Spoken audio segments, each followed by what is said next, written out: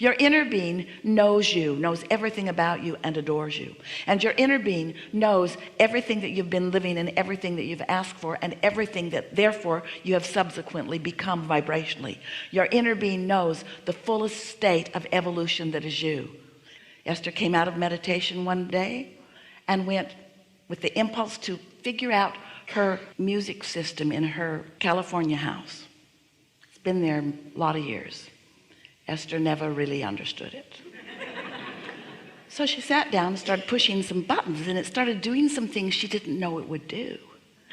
And she'd push a button, and then she'd go listen, and there are speakers outside, in the gardens, in the courtyard, in this room, upstairs, downstairs. There are speakers all over. Who knew?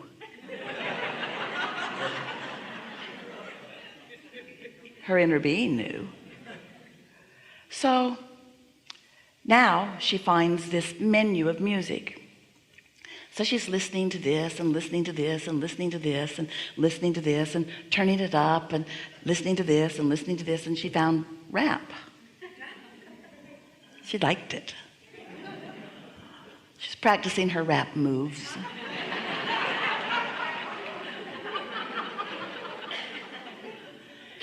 And then the men came who were going to move some furniture around in her house. Now that's another story from the day before. That morning out of meditation, when Esther came out, she thought, that should be over there, and that should be over there, and that should be over there, and that should be down there, and that should be down, and that should be up, and that should be over, and that should be over there, and that would look better. And then she got the inspiration to call someone to come and move it all around for her. So now the men are here, and they're moving things around, and they're enjoying her beautiful space. And then they said, it's a beautiful day. Esther said, prettiest place on earth. And then one of them said, but I'm moving back to Alabama. And Esther said, have you lost your mind? And he said, I'm a rapper, and I have some things going on there.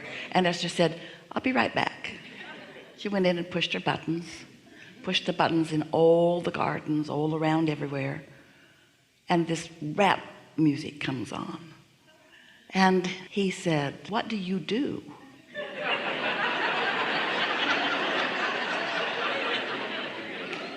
He cannot figure this lady out. And Esther said, I'm a teacher. And he said, what do you teach? And Esther said, rap.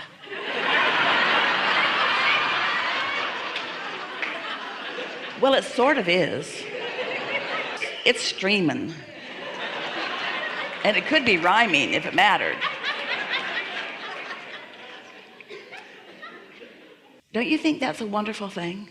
Don't you think that it is a wonderful thing that your inner being knows where you are in relationship to everything that you want, and knows where everyone else is in relationship to what they want, and knows how you can be paired together or clustered together in order to fulfill each other? And can't you imagine a wonderful world where more and more of you are in the receptive mode, so that your inner beings are guiding you to the thoughts and the actions that bring the upliftment that you are born to, because you are meant to be satisfied. But we want you to understand that satisfaction comes from one place and one place only. When life causes you to expand, and so you've got this vibrational calling where, think about it, this vibrational reality, law of attraction is responding to it too. Law of attraction is responding to the larger part of you and to everything that you've been asking for. Law of attraction is causing all of these cooperative components to culminate, to gestate, and to become ready for you to receive. So step one is life causes you to ask. And step two is it is being gathered together in this vortex of creation, and their inner being is there answering everything that you want. And step three is you've got to get into the receiving mode. And as you hang around more and more and more and more and more in the receiving mode, we call that step four, that's mastering it. As you hang around in that receiving mode, then what happens is often You will be inspired by your inner being, and if you've been practicing what the feeling of inspiration is, and you've been following through with the action that you were inspired to, and then you've been experiencing the benefit of getting to actually live the manifestation because you followed that inspiration so that you're really good at feeling it and following through with it, then you get to be really, really often the step 2 with inner being part of the equation. You get to be standing at the right time, in the right place, in front of someone who is young or old and wanting to understand how this all fits together, who has a career ahead of him that he's excited about, but he does not know what he's doing, and he's running away from California because he thought it would work there, and he's going back to where he came from before because it seemed to be working a little bit better there, and is asking with every fiber of his being, how does this work? How is it that I find what I'm looking for? And he managed to dance his way right into the experience of someone who really knows. And how did that come about? How did that come about? Esther got an idea to move furniture around. Do you know furniture looks pretty good wherever it is? It didn't need to be moved all around. It's been moved twice since then. It didn't need to be moved over there and over there and over there and over there. She didn't need somebody to move her furniture. The person who moves furniture wanted to know what Esther knows. And source energy knows where the question is and where the answer is and where the likelihood of the answer will be, and knows what your path of least resistance is.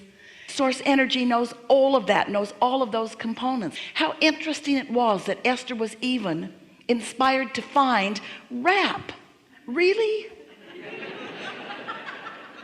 And to listen to it long enough that she developed some sense about what it was, and knew exactly how to find it fast if ever a rapper should be on her premises. She didn't say, you know, the funniest thing happened yesterday. For the first time I listened to rap. She didn't say that to him, because she understood what a magnificent plan was coming together in order to allow them to come into each other's experience for mutual benefit. Esther will never quite be the same after meeting this kid. He infused her with a feeling of passion, of enthusiasm, and newness about life. The freshness of his desire was so intoxicating for Esther to get to witness. And what Esther knew was so intoxicating for him to get to witness. And as he got to experience her in her spaces and in her happiness and in her gardens and in her music, he got to feel the fullness of who she really is, because we were all right there, rapping together, you see. And so this is what we wish for you. We want you to find some way of quieting that chatter, of quieting that chaos, of quieting that stuff that will only take you so far, to allow yourself in that quieted space the momentum building positive emotion and positive momentum that is who you really are, so that you can go from peak to peak to peak to peak to peak, because that's the way your life is supposed to be. You're supposed to get to move from here to there and here to there and here to there, and there will be moments in time when there will be such convergence of so many things that are in your vortex that you will feel like you are the most blessed human on earth, and we want you to know that you are.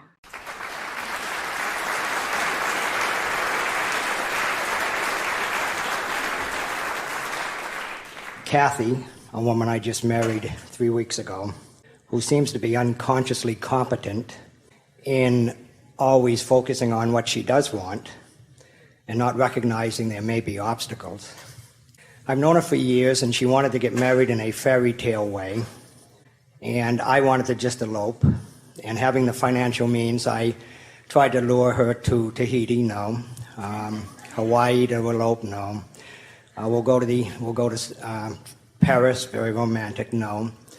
When she was about 8 years old, she'd seen that Richard Burton and Liz Taylor had married at the California Carmel Mission and had one of their receptions at Pebble Beach, and that was what she had in mind.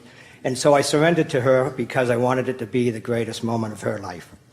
And so everything she wanted to happen seemed almost impossible, because it's very hard to get married at the Carmel Mission if you're not members, and we're not, and she managed to get that done. It's almost impossible to book the Pebble Beach function hall without 3 or 4 years in advance. She managed to find a space. Somebody dropped out in 6 months. The last thing she wanted was, from her movie star image of what she wanted, was somebody famous there. So I had planned to have George Michael, who's a singer, be the singer, and he'd be famous, and that would take care of that, and I could afford that, and I was going to do it. But he dropped out. So her perfect marriage would be perfect, except there wouldn't be someone famous there. So then it happened about 3 weeks ago, and everything was just as perfect as she wanted, except no one famous would be there. At the reception, and Phil, one of the participants, said to me, Bob, Oprah's here to see you. So I said, oh, get out of here, Phil. He said, no, I'm serious. Oprah's here to see you. And I said, well, no, she's not. And he said, yeah, she's here with... Who is she here with, Jonathan? Clint Eastwood. Oh, she's here with Clint Eastwood. I mean, I'd forgotten the... So I said, Phil, stop it. He said, no, and he grabbed me and pulled me around in the corner, and there's Oprah and Clint Eastwood. What had happened was, it was John Steinbeck's 100th or 150th anniversary, and they had brought Oprah down, and Clint used to be the mayor of Carmel, Monterey area, and they had him playing golf, and they got to the 18th hole, and they wanted to come into the 19th hole, which is the function hall, which I'd rented out so you couldn't come in.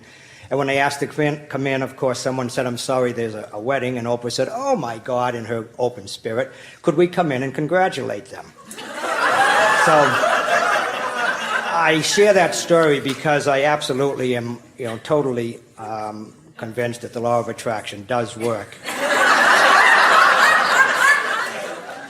So that's what I wanted to share as a story. And there is more that we want to add to this, because we think that it is really worth pointing out that your dear mate was able to maintain her vibration of expectancy, even with someone up close to her like you saying, that is not possible, that is not possible, that is not possible. In other words, it really is a very powerful story that lets everyone understand that it does not matter what anybody else thinks. In other words, her creation is her creation, and everybody else is just playing along with it. But you get everything that you want, provided you are in alignment with it. And you've got to think about it. This one had set this into motion since she was 8 years old. In other words, the universe was very willing and able to comply point by point by point to anything that any of you are wanting. And it doesn't take that many years since you are 8 years old. It just takes having beat more of the drum of what you are wanting and less of the drum of your pessimism about it. In other words, when you want something, this is what determination is. This is what setting your own track is. This is what telling the universe. Falls into the category of making a decision and then making the decision right, because there is nothing that you cannot achieve. And the universe has, for everything that you want, the universe lines up thousands of paths of least resistance in order to assist you in accommodating it. In other words, and doesn't it make you want to add even more details that would please you to everything? When you realize that the universe can do that and the universe can do this. We liked your words. The universe did this impossible thing, the universe did this impossible thing, and then the really impossible thing that really looked like it really was impossible turned out not to be impossible after all, because all things are possible when you are in alignment. Yes. Thank you.